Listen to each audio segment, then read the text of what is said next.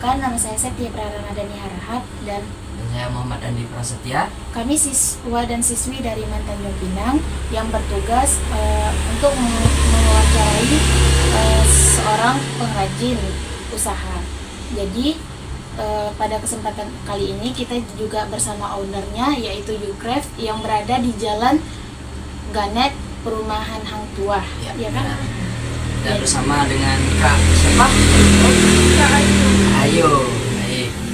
Jadi ada beberapa hal yang ingin kami tanyakan, yaitu pertama, apa sih motivasi kakak sehingga bisa merintis usaha ini? Kalau motivasi sih pasti karena uang ya pertama. Iya. Terus saya juga senang bikin begini, jadi saya bikin. Gimana caranya? Awalnya itu pertama kali uang, kita nggak pernah itu, pokoknya uang pertama kali. Nggak pernah belajar. Gimana caranya saya bisa dapetin uang? Motivasinya itu pasti. Setiap orang pasti motivasinya itu gitu. Tapi gimana caranya saya punya hobi gitu. Ya hobi saya suka bikin kayak gini. Emang dari SD saya senang bikin kerajinan apapun itu yang menghasilkan uang, jadi saya lakukan sampai sekarang. Jadi pada dasarnya kakak memang pengrajin ya dari dulu ya. Iya, saya senang ngelakuin hal-hal kecil yang berkaitan dengan Hasil uang. enggak, maksudnya menghasilkan sesuatu yang yang bermanfaat. yang menghasilkan uang, karena memang tujuannya kan untuk mencari uang kayak gitu. Kalau bukan yang motivasinya ya saya mau nyari uang, bukan yang lain-lain gitu. Tapi gimana caranya ya dari diri saya. Dan ini berarti ini juga bisa menjawab pertanyaan selanjutnya ya, yaitu apa yang melatar belakangi kakak jadikan ini tuh sebagai usaha gitu. Sebenarnya kalau usaha yang dibilang hobi tadi itu kan maunya iseng-iseng. Iya. Karena yang pertama motivasinya tadi itu ya karena uang. Terus berkelanjutan bisa sampai punya toko. Emang awalnya tuh bukan buket doang. Saya tuh cuma ngerjain tugas-tugas sekolah gitu. Terus kenapa seneng gitu? Pertama motivasinya dari orang. Tahun 2018 itu kan lagi viral-viralnya buket dari kain flanel. Iya. Kain flanel itu kan lucu gitu, tapi memang karena susah jadi saya nggak bisa bikin kayak gitu karena terlalu rumit juga, bikinnya juga nggak cepet. Akhirnya saya nyoba ke snack dan kalau jajanan kan duitnya kan murah gitu kan. Iya. Jadi yang latar belakangnya saya itu ya bikinnya dari yang hal-hal kecil yang ada di sekitar saya gitu. Jadi saya bikin lama-lama berkembang gitu. Sempat vakum itu karena saya harus UKK kan namanya sekolah. Jadi kan tamat SMK juga saya harus melanjutkan studi perkuliahan, jadi mau nggak mau kita harus vakum dulu, setelah itu kita lanjutin dulu gitu. Lanjutin dulu, kita mulai dari awal lagi pakai bahan-bahan yang sederhana yang di sini, lalu jadilah besar.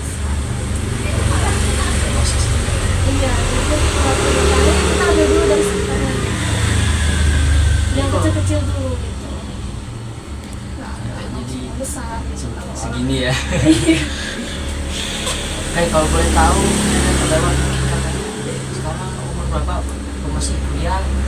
Saya mulai 24 tahun, udah lulus kuliah tahun 2022, belum tahun yang lalu, 2 tahun yang lalu. Berarti sekarang melanjutkan usaha ini atau ada sampingan lain? Enggak, ini udah sebagai tujuan utamanya, maunya ini sebagai sampingan, cuman karena customernya semakin besar, jadi saya nggak bisa kalau yang namanya disampingkan hal ini, apalagi harus rekrut karyawan kan, apalagi udah sebesar ini kayak gitu. Jadi mau nggak mau kalau misalnya rekrut karyawan, saya harus jadi tokoh utamanya di dalam suatu bisnis ini. Jadi mau nggak mau saya harus merelakan apa itu gelar saya. Jadi saya mau nggak mau terjun benar-benar menjadi pengusaha. Aku belum tahu kakak ini lulusan sarjana. Iya, saya lulusan S1 manajemen Manajemen. Di mana kalau tahu? di STIE. Oh STIE. Pembangunan sini aja, nggak usah jauh-jauh. Ya, jadi sejak kapan sih Ucraft ini berdiri kak awalnya? Sudah saya katakan tadi di awal, saya berdiri ini tahun 2018. 2018. Cuman kan sempat vakum itu karena kan saya harus lulus sekolah dulu. Jadi kan saya tutup dulu setahun, akhirnya buka lagi di tahun 2019 sampai Sampai sekarang. sekarang. Jadi dulu pas awalnya kakak masih SMK ya? Iya, saya masih sekolah. Oh masih sekolah. Iya. Lulusan SMK mana tuh kak? SMK 4. SMK 4. Iya. SMK sungkapan. Oke, ya lanjut tanya. Jadi menurut kakak harga pasar di lapangan apakah sesuai dengan yang kakak buat? Kalau dibilang sesuai sih enggak. Kita tuh sebenarnya berbagi rezeki aja. Gimana caranya harga yang saya jual itu bisa untuk kalangan bawah juga, karena patokan saya itu kan dari bawah ke atas. Tapi kalau ke atas kan rata-rata customer saya nggak terlalu kaya banget, malah mereka tuh di bawahnya gitu. Jadi memang patokan saya gimana caranya saya jual harga buket ini tuh standar di harganya mereka gitu. Nah kebanyakan kalau yang orang kaya malah seneng pesen di buket saya karena lebih murah. Ya kan, kakak kok jualnya lebih murah gitu kan, kenapa? Ya karena patokan saya di awalnya saya ngambilnya yang dari customer paling bawah gitu. Kalau yang lain-lainnya kan harganya bisa sampai 40, 35 lah paling murah. Nah karena mereka mungkin ngambil customernya di pertengahan sampai ke atas. Kalau saya kan di kalangan bawah gitu. Jadi Itu pun mereka pun yang di kalangan bawah tuh mereka masih nawar ya, kita kasih tahu kalau kita ini memang kerajinan, memang nggak bisa dipungkiri kalau bikin kerajinan tuh harganya harus mahal ya. Makanya itu saya menyetarakan gitu, gimana caranya kasih tahu, Kak ini tuh jasanya sekian, ini isinya tuh sama loh. Isi jajanan, misalnya jajanan 30.000 nih, isinya aja 14.000, jasanya 16, kan setara kan. Nah jasa sama snacknya aja sama. Kalau yang lainnya kan berbeda. Kalau tempat-tempat lain mungkin ada yang lebih murah dari saya 25.000, tapi mungkin isi snacknya bisa sampai 8.000.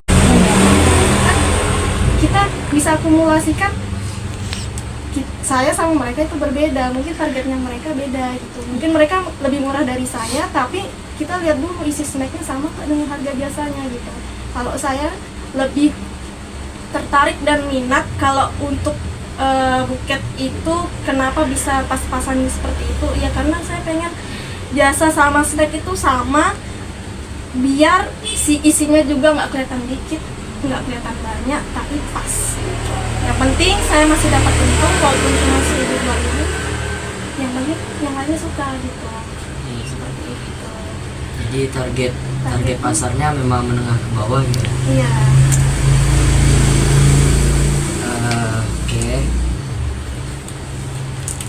Jadi bagaimana cara kakak memasarkan produk ini sehingga pelanggan-pelanggan pada tertarik dengan usaha kakak? Ya awalnya. Kalau awalnya pertama kali itu mungkin zaman kuliah itu masih tipis-tipis, pertama dari BJB lah dulu. BJB kan customernya kan para ibu-ibu ya. Para ibu-ibu kan mungkin agak suka, tapi masih harga menawar, cuman mereka nggak paham dengan apa itu buket, mungkin kurang paham. Jadi saya alihkan ke Instagram. Setelah Instagram, saya yang namanya kuliah itu punya rekan-rekan, mereka ngajarin saya gimana caranya untuk menaikkan follower saya. Caranya saya endorse orang. Saya bisa endorse orang itu yang paling mahal itu 500.000. Itu di luar kota. Sampai yang 200.000 pernah, 2,5 pernah, yang 40.000-an cuma satu kali post story pernah ya. Caranya untuk menaikkan follower saya caranya seperti itu. Kemudian mungkin saya bikin giveaway kecil-kecilan atau bikin hal-hal yang mungkin bisa menarik follower saya untuk menjadi naik gitu. Terus dari mulut ke mulut itu yang paling penting, karena harga asli saya yang saya bilang tadi itu kan setara, apalagi orang-orang yang tahun di atas itu senang banget dengan harga buket saya, apalagi di buket uang gitu kan, karena jasanya kan kalau yang lain kan 100.000 cuma 10 lembar, saya 100.000 bisa sampai 200 lembar misalnya seperti itu. Jadi mereka lebih senangnya seperti itu. Jadi mereka bisa menawarkan ke teman-temannya. Jadi lebih efektifnya seperti itu dari mulut ke mulut. Itu walaupun tes lama, tapi saya yakin kalau yang seperti itu tuh lebih cepat naiknya ketimbang pakai followers Instagram. Akhirnya saya memutuskan kalau untuk followers Instagram saya nggak ingin nambah lagi. Jadi saya pakai customer lama, bagaimana caranya mereka untuk menawarkan ke teman-temannya gitu. Dengan cara saya pelayanan yang baik mungkin, atau dengan harga saya yang seperti dari zaman 2018 tidak pernah naik, bentuknya juga masih di-upgrade Ya. seperti itu. Ada lagi nih satu pertanyaan, beberapa pertanyaan yang mungkin banyak yang penasaran juga ya. Kakak awalnya ini kan iseng-iseng ya Ah, ah. kalau bisa bilang. Jadi awalnya itu bisa bikin rintis kayak gini, modalnya itu apa gitu? Modalnya berapa? Saya Nggak tahu. pertama kali modalnya printer 1.800.000 itu kan karena UKK kami kan keterampilan, kejuruan lah di sekolah kan.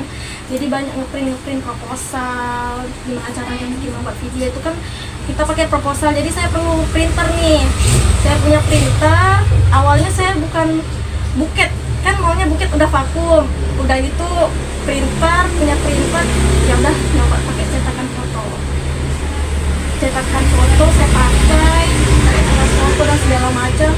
Akhirnya jadi sampai sekarang. Dan itu buka lagi 2019 untuk buket. Jadi lebih ke spesifik buket. Akhirnya saya punya modal itu ya dari hasil jualan cetakan foto itu, yang dari printer 1.800.000 dan hasil cetakan foto yang udah saya punya dijadikan modal untuk bikin buket. Nggak terhitung sih, nggak tahu juga awal mulanya berapa, tapi saya sangat berterima kasih ke printer ini karena yang membawa printer ini kan dari modal awalnya gitu, yang dari Banyak jasanya berarti ya. Iya, Oke. seperti itu. Jadi berarti sampai sekarang nih Kak ya, kira-kira kesulitan apa sih yang Kakak lewatin? Kalau Sampai kesulitan itu mungkin di customer itu sendiri kali ya. Jadi kita ini harus berhadapan dengan customer tuh banyak gitu kan. Mulai jenis mulai dari barangnya nggak pernah diambil, terus ngechat kembali, minta dilayanin kembali, padahal dia nggak pernah ngambil barangnya. Itu juga Ada ada. kayak gitu ya? Banyak. Oh. Ini fakta guys ya, ternyata kita buka fakta baru nih di Banyak YouTube. itu, padahal orang-orangnya juga itu menengah ke atas loh kayak gitu. Kok mereka nggak pernah ngambil barang kita ya gitu. Terus kita nggak pernah layani mereka malah marah-marah ke kita karena kita nggak layani gitu. Padahal kan tempat buket itu sebenarnya banyak yang jual kerajinan seperti ini, bukan cuma saya aja gitu. Di tempat lain kan ada, mungkin karena lebih murah jadi mereka lebih senangnya di sini gitu kan. Ya kendalanya itu di sifat di customer itu masing-masing kayak gitu. Kalau misalnya dapat customer yang baik banget, seneng banget, itu saya malah ngerjainnya karena nggak banyak macam request. Kak saya maunya yang ini dah langsung transfer, nggak perlu lagi Kak saya Sat-sat maunya gitu ya? pakai bunga merah, pakai pita yang ini, Banyak pakai request yang Banyak iya, request. tapi sekali lihat totalannya cuman pakai Oh. kalau kita layani baik-baik aja. Terus kalau misalnya dapat komplainan itu kayak Kak snacknya ini expired loh, karena saya juga bukan produsen jadi nggak tahu itu expired atau nggak. Saya belinya juga di swalayan kan, kadang swalayan juga kalau misalnya kita nggak teliti periksa expirednya juga kelewat juga gitu ya, mau nggak mau jadi harus diterima ya gitu ya pokoknya kendalanya di sifat di customer itu aja sih gitu. Kalau yang lainnya untuk modal, untuk pertukaran uang kayak covid itu alhamdulillah saya nggak pernah mengalami penurunan. Selama covid itu yang lainnya bisa sampai turun drastis, saya nggak, malah bahkan Polaroid itu makin naik ke Oh, atas iya, ya? ya. Jadi saya nggak mengalami yang namanya kesulitan keuangan itu gitu, nggak ada lah pokoknya. Walaupun cuma sehari itu saya dapat 1.000 itu saya terima aja gitu. Yang penting sebulan itu masih dapat income masuk, yang penting masih bisa dapat menggaji diri saya sendiri gitu. Masuk, dapat modal, putar lagi, akhirnya dapat duit. Makanya di zaman covid itu enggak ini. Cuman di zaman sekarang itu kan pajak pada naik. Iya. Itu juga bisa menjadi kendala saya gitu. Cuma gimana caranya saya bisa ikut terjun juga ke dalam hal itu karena kalau pajak naik, harga makanan naik, semua naik. Saya perlu bahan-bahan ini kan dari luar kota semua juga, kayak dari plastik bunga segala macam itu kan dari luar kota semua tuh. Itu sulitnya saya di ongkirnya itu kan lebih berat gitu. Gimana caranya? Nah, itu caranya kita beli maunya kargo jadi per kurir pakai motor satu-satu ya, sekilo sekali datang, maunya pakai kargo jadi sekilo ini mau nggak mau seperti itu gitu. Jadi kita ngepresnya di bahan gitu, tapi alhamdulillahnya masih bisa bertahan sampai sekarang. Berarti tuh ya buat customer jangan banyak protes ya. Kalian udah pesennya cuma 10.000 20.000 tapi banyak protes itu jangan guys ya, itu memberikan owner. Jadi kita bijak gitu ya sebagai pembeli dan juga sebagai konsumen lah ya. dari produk ini gitu. Oke, ada lagi Chef? Tidak. Jadi Sudah? Kak, terima kasih sudah membantu kami dalam menyelesaikan tugas kami untuk Walaupun malam-malam datang tiba-tiba. Iya. mewawancarai tukang pengusaha kerajinan. Jadi buat kalian yang mau pesan buket murah, Buket di sini the best guys ya. Yukcraft. Nanti jangan kami lupa. kasih nama IG-nya di sini ya. Saya udah follow dari 2000 berapa ya Kak ya? Awal tahun ya 2022 kalau nggak salah. Oh, 2022. Ya aku dari 2022 follow kakak ini ya si Yukcraft dari dulu. Iya. Cuma emang apa belum ada mesen aja, belum pernah mesen. nggak apa-apa. Nanti udah pernah jadi Karena tapi udah pernah follow gitu karena lihat wah jadi inspirasi juga kalau ada teman yang mau ini juga ini di sini aja di Bisa sini aja gitu menawarkan. bisa ditawarin kadang. Oke, sekian dari kami. Ya terlebih dan terkurang minta maaf ya, terlebih dan kurang minta maaf. Makasih juga buat kakaknya. Ya, sama-sama. Aduh, terus terima kasih. Assalamualaikum warahmatullahi wabarakatuh.